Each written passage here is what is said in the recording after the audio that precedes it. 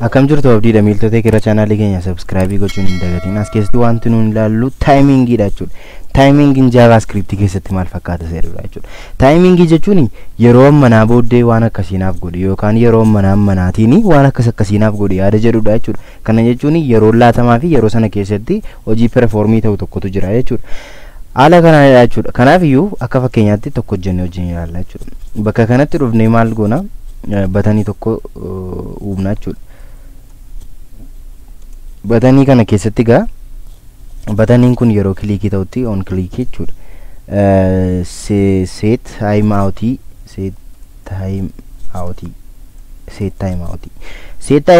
kun maalidha? Timing function JavaScript dha jechuudha. Kanaaf iyyuu kana fayyadamuudhaan maal goona jechuudha.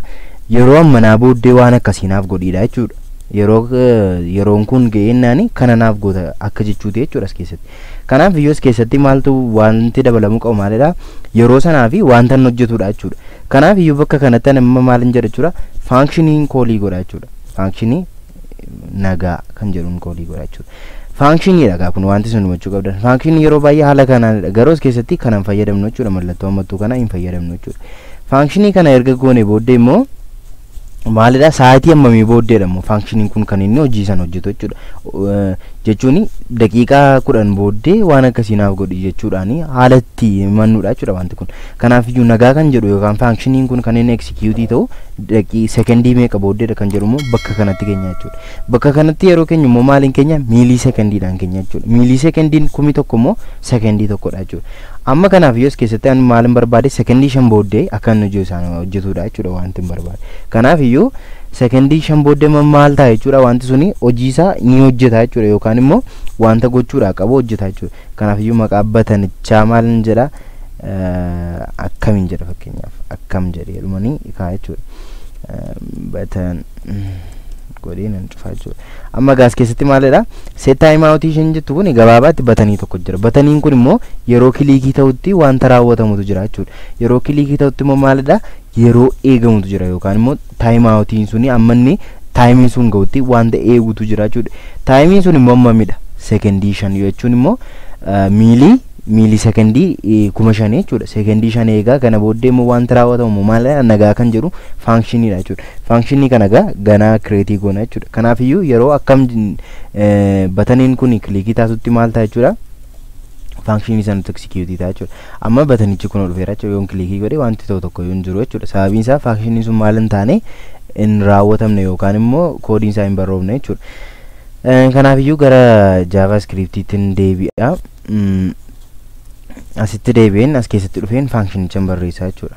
Functionichi maalidha? Nagaadha jechuudha. Functionii nagaa jedhu kana keessatti immoo maalin barbaade alertii wanta naaf godhuun barbaade jechuudha. Maal jedhee nagaa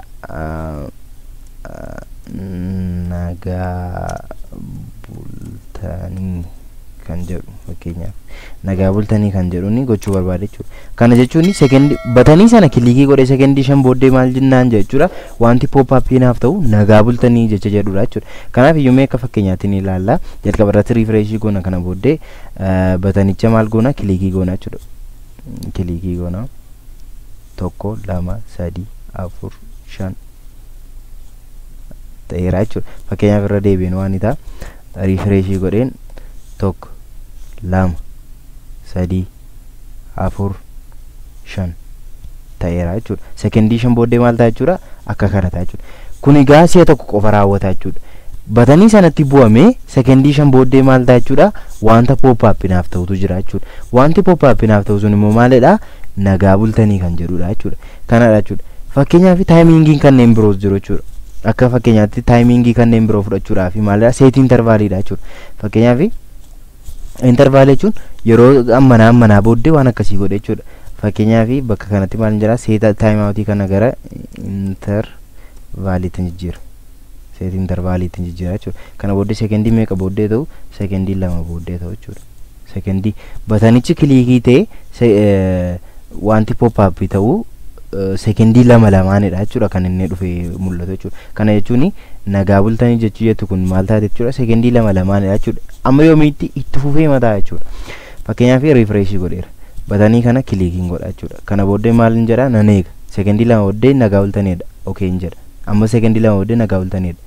Akkasuma jecha hafaa jechuudha. Ammas sekendii lama lamaan maal ta'a jechuudha ta'a deema jechuudha. Sekendii isaa yoo hin guddise immoo maal ta'a ammina eeguu kootii hin guddataa jechuudha.